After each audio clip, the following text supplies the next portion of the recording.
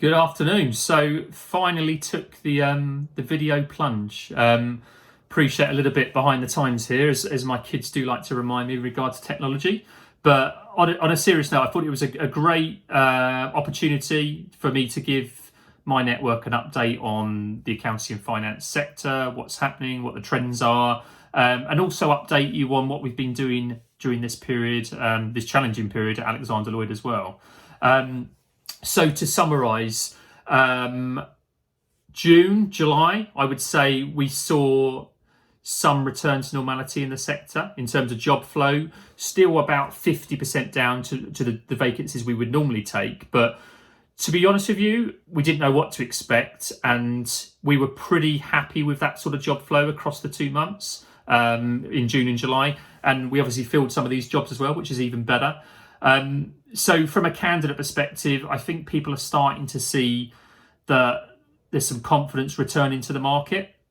I suppose the biggest takeaway from this is how slick and dynamic some of our processes have been with clients. They really are embracing video technology. The processes can be within a week or two now, I would say, from sort of first to a second or third stage interview, whereas beforehand, you're probably looking at least 4 weeks. So the video technology is really speeding things up.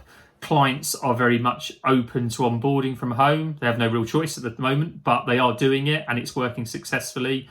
I think everyone is learning so much from this period in terms of the working from home, but there's been enough videos about that, so I'm not going to add too much more to that. So in terms of market trends, what are we seeing? Like I said, 50% down in job flow, but we are seeing a lot of work coming in from financial services in terms of that sector, in particular insurance. That's been pretty positive. And also FMCG, that's probably been the second biggest market for us.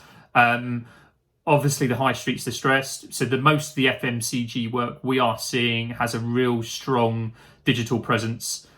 There's a massive boom in that area as well. So we're seeing a lot of roles being registered from those markets.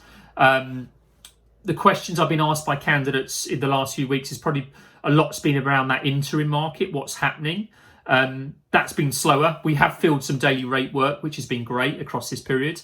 But I think clients are certainly, they've got to be in desperate need to bring on a contractor. I think the best way of summarising it is because you are looking at the whole onboarding, and realistically, you're probably not going to be meeting this person face to face if they're on a short-term contract. So a lot of trust has got to go into that. So I think people are being a little bit more selective before going to market, if at all. And then we've got R35 that's not going away, and that's happening next year as well. So we're hoping to see that market start to increase in terms of job flow. If anything, like I said, the things are getting better out there, definitely, from what we're seeing.